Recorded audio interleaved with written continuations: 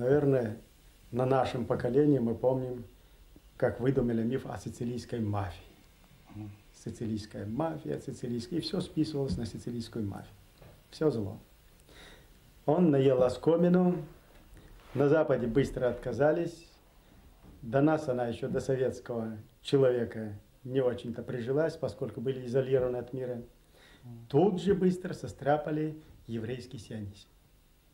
И вот на этом мифе делалось все зло над человечеством. И были всегда мальчики для питья. Бей евреев. Во всем виноваты евреи. Еврейский сионизм. Списывалось на него. Он тоже наел оскомину. Его бы и продолжать были желающие, но евреи окрепли.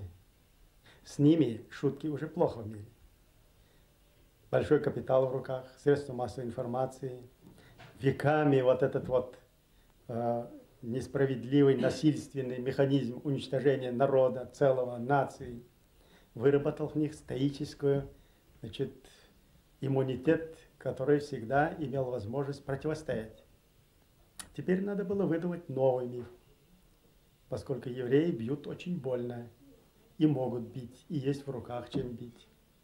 Надо было выдумать чеченскую мафию.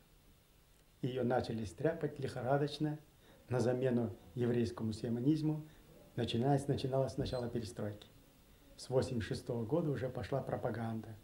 В 1987 уже первые массовые публикации в средствах массовой информации.